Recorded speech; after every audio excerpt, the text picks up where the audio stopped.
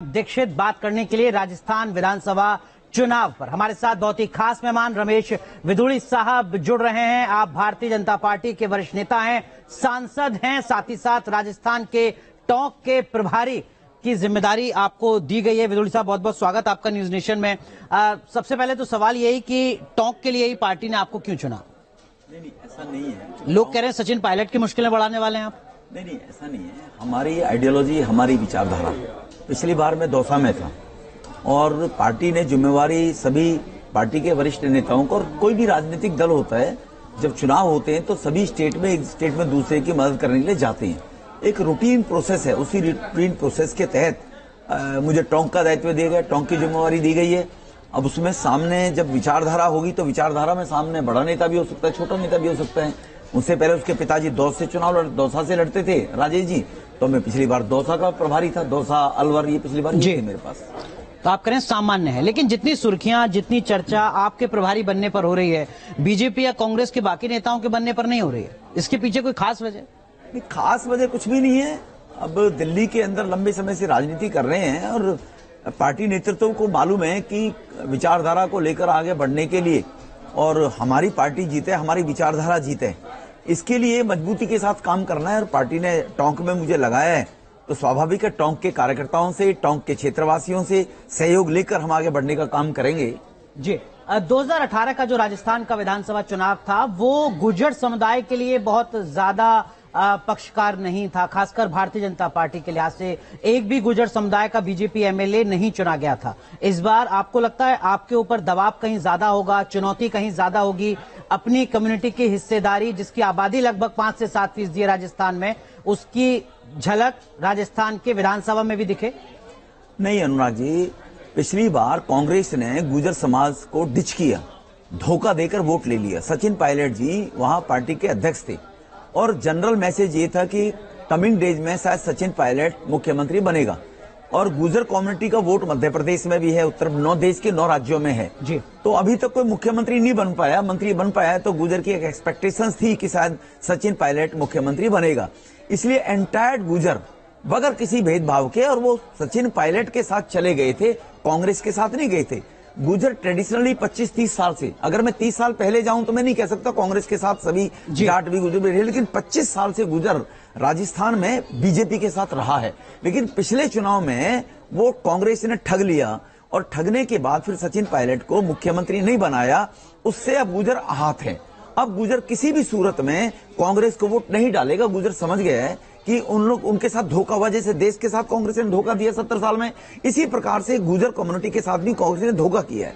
तो इसीलिए इस बारी गुर्जर एंटायर 70% कम से कम आज बीजेपी के साथ रहने वाला है। लेकिन विदुड़ी साहब, सचिन पायलट का धोखा देना अपनी कम्युनिटी को, क्या ये गुर्जर समुदाय की वोट हासिल करने का राजस्थान में बीजेपी का आधार होगा या कुछ और फैक्टर्स भी हैं? नहीं, फैक्टर्स देखो, ओबीसी जहां तक है, ओबीसी को बड़े लंबे समय तक, आज भले राहुल गांधी गिनते फिर रहे हैं ओबीसी ओबीसी ओबीसी ओबीसी, मैं राहुल जी से पूछना चाहता हूं, 50 साल उन्हीं के खानदान ने राज किया, उनके खानदान में राज करते हुए कौन ओबीसी का गुर्जर या इस कम्युनिटी से कोई आदमी कभी कैबिनेट में मिनिस्टर बनाया था? स्टेट मिनिस्टर बनाए होंगे लेकिन कभी कैबिनेट से बनाया?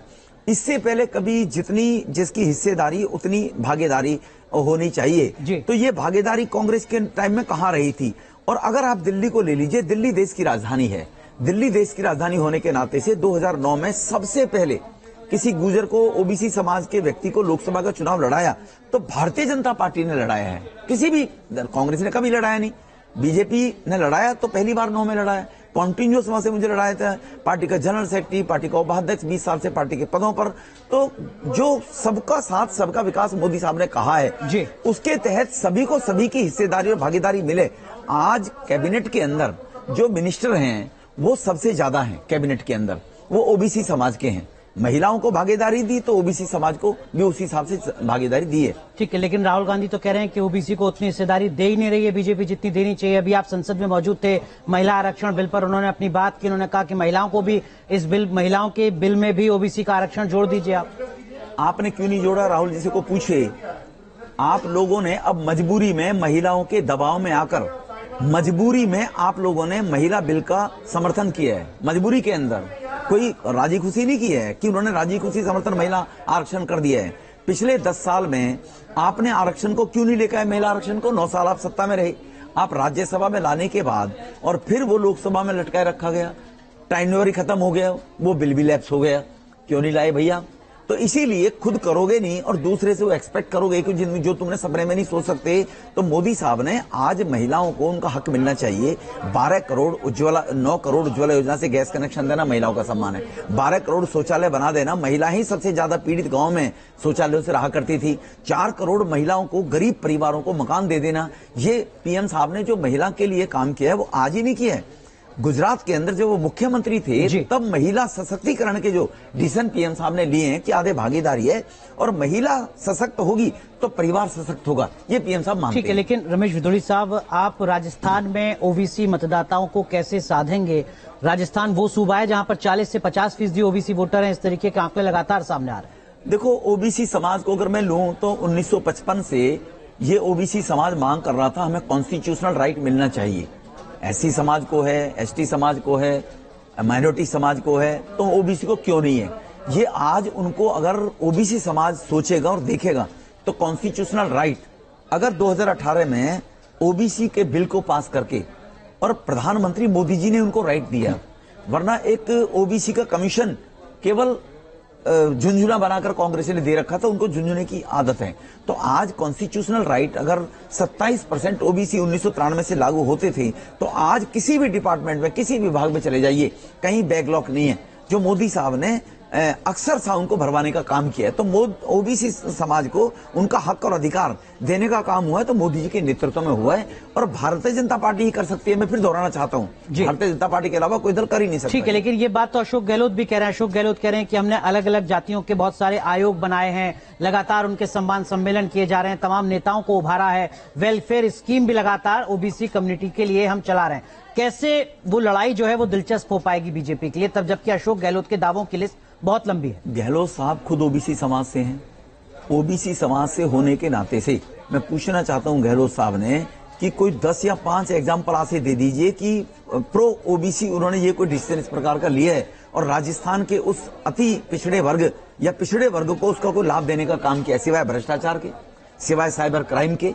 वहां पर अब ये डीग को ले लीजिए, कामा को ले लीजिए, टोंक जैसी जो साइबर क्राइम पूरी दिल्ली के अंदर साइबर क्राइम है वो वहीं पर है। एक एजुकेशन मिनिस्ट्री है उनकी, जाहिदा जी, वो एजुकेशन मिनिस्टर बना रखी है, उसके दबाव में पुलिस जाती नहीं, कोई जा ही नहीं सकता। तो गहलोत साहब जो ठगे जाते हैं वो कौन ठगे जाते हैं, कौन ठगे गए हैं?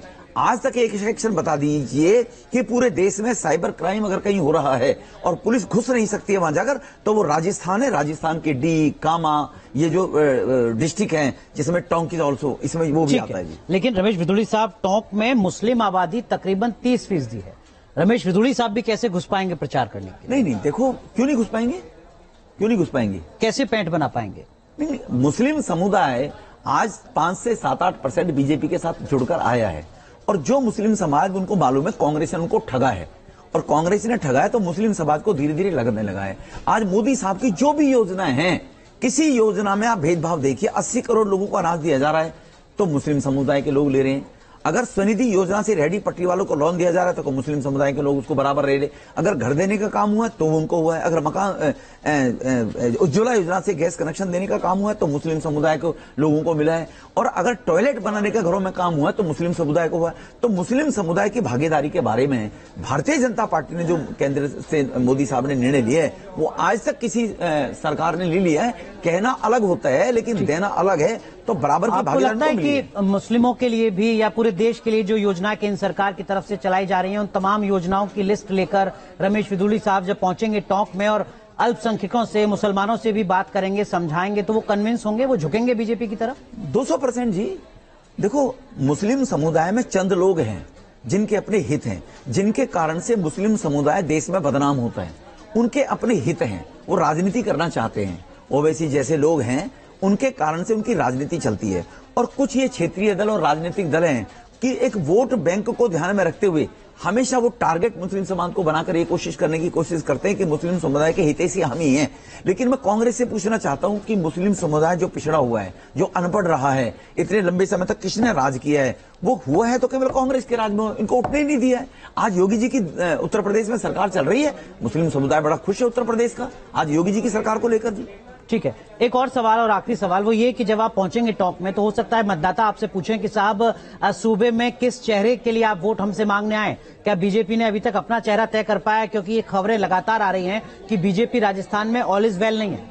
देखो, कहना एक अलग बात होता है, लेकिन बीजेपी एक लोकतांत्रिक दल है। अगर मानोगे तो देश के अंदर आजकल कोई लोकतांत्रिक परिवारवाद से बाहर, गुलामी से बाहर कोई दल है तो वो भारतीय जनता पार्टी है। बाकी दल परिवारों के दल हैं सारे के सारे। और डेमोक्रेटिक सिस्टम के अंदर, लोकतांत्रिक पद्धति के अंदर अगर विधायक जिसको चाहेंगे, ये कोई खरीद फिरोख्त, ये हॉर्स ट्रेडिंग जो पिछली बार गहलोत ने की है, वो ऐसा भारतीय जनता पार्टी में नहीं होता। भारतीय जनता पार्टी के विधायक या पार्टी नेतृत्व, और पार्टी नेतृत्व किसी परिवार का, खानदान का नहीं है। हमारे मोदी साहब देश के प्रधानमंत्री है, कौन उनके परिवार से है? गृह मंत्री जी है, कौन उसके परिवार से है? कहीं भी नेतृत्व में राजनाथ जी है, नेतृत्व में कौन उनके परिवार से है? अगर उनके बेटे हैं तो पार्टी के कार्यकर्ता, डॉक्टर का बेटा डॉक्टर बन सकता है तो वो कार्यकर्ता है। पंकज जी, गडकरी साहब है कौन के, जो हमारा लीडरशिप है, BL संतोष जी हमारे संगठन मंत्री, कौन के परिवार से? तो यहाँ जो निर्णय होते हैं ये मेरिट के आधार पर और क्षेत्र के लोगों की इच्छा के आधार पर भारतीय जनता पार्टी में निर्णय होते हैं, लोगों की इच्छा के अनुसार। ठीक है, राजस्थान में ये भी कहा जा रहा है कि जो चक्र है कि हर 5 साल में सत्ता बदलती है, वो चक्र इस बार गड़बड़ा सकता है। आपको लगता है कि बीजेपी भी इस बात को समझ रही है, मुश्किलें कहीं ज्यादा हैं? भारतीय जनता पार्टी को राजस्थान के अंदर 250 सीटें मिलेंगी। मैं भी यही हूं और आप भी यही हैं। 250 सीटें भारतीय जनता पार्टी जीतेगी। आज राजस्थान के करप्शन से, भ्रष्टाचार से राजस्थान की जनता बड़ी त्रस्त है। महिलाओं के मामले में जो मध्य प्रदेश में घटना होती है, राहुल जी का ट्वीट आ जाता है। राजस्थान में कितना अत्याचार बहनों के साथ हुआ है। आज पहले 5 राज्य ऐसे हैं महिलाओं पर अत्याचार और महिलाओं के अंदर केसों को, दुष्कर्म के केसों को लेकर राजस्थान टॉप 5 स्टेट में से एक है। राजस्थान जी। तो राजस्थान के लोग बड़े त्रस्त हैं भ्रष्टाचार को लेकर, राजस्थान के लोग त्रस्त हैं वहां डेवलपमेंट को लेकर। अब रातों रात सड़कें बिछाई जा रही हैं। अभी पिछले 15-20 दिन, 1 महीने से घोषणा किए जा रहे हैं।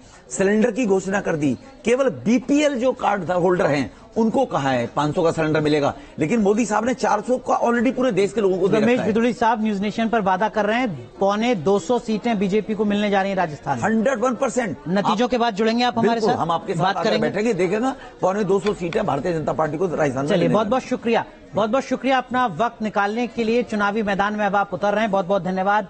तो रमेश बिधूड़ी साहब को आपने सुना, भारतीय जनता पार्टी के नेता जो राजस्थान को लेकर बड़ा दावा कर रहे हैं। इंतजार चुनाव के नतीजों का।